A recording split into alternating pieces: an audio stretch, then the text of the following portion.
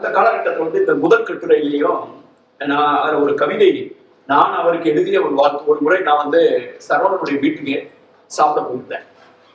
அங்க திடீர்னு பாக்குறேன் நான் எழுதுற கவிதை ஒண்ணு அப்படி போட்டவ பெருசா போட்டு பதிவு பண்ணி வச்சிருந்தார். நான் அந்த கவிதையை வாசிக்கிறேன். அவர் வீட்டுல பதிவு பண்ணி வச்சிருக்காரு. சில நூல்களை குத்துவிளக்கு வெளிச்சத்தில் மட்டுமே படிக்க வேண்டும் என்று ஒரு காலத்தில் கொள்கை வைத்திருந்தவன் நான். சில நூல்களை குத்துவிளக்கு வெளிச்சத்தில் மட்டுமே படிக்க வேண்டும் என்று ஒரு காலத்தில் கொள்கை வைத்திருந்தவன் நான். ஏனோ தெரியவில்லை, நடந்து கொண்டு இதை எழுதக்கூடாது என்று அமர்ந்து எழுதுகிறேன். ஆறாக நான் புவனேஸ்வரர்ல வாக்கிங் போய்கிட்டு இருக்கும் போதே எழுதுவேன், லிப்ட்ல எழுதுவேன், கோவம் வரும்போது இப்படிதான் எனக்கு நேரம் கிடைக்கும்.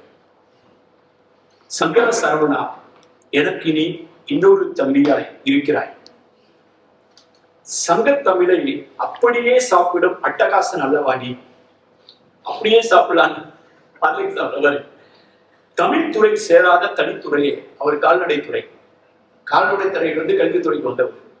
மாட்டூசி பண்றவங்க யோசிப்பாங்க, பாரதிராஜா படத்துல மாட்டூசி பண்ற வைத்தியர் ஒருவர். அது மாதிரி தமிழ் துறை சேராத தனித்துறையே நீ யார்? சென்னையில் வசிக்கும் பாண்டித்துறையா? தமிழ்துறை சேராத தனித்துறையே நீ யார்? சென்னையில் வசிக்கும் பாண்டித்துறையா? உன் படித்துறையில் தமிழ் படித்து கரை சேர்ந்த ஓடங்கள் அணகில் உண்டா? என்னை எப்படியோ தேடி பிடித்தாய், எழுத கரம் கொடுத்தாய், எழுதியதை படியெடுத்தாய். எழுத கரம் கொடுத்தாய், எழுதியதை படியெடுத்தாய். அச்சகத்தில் பக்கத்தை மிச்சம் வைத்து படுத்தினாய். அச்சகத்தில் பக்கத்தை மிச்சம் வைத்து படுத்தினாய். உன் நச்சரிப்பில் நடத்துகிறாய் என் எழுத்தை. அப்ப எழுதுனது, உன் நச்சரிப்பில் எழுத்துகிறாய் நடத்துகிறாய் என் எழுத்தை. நீ என் குமரகுரு, எப்போதும் இதுபோல் மனசை வைத்திரு.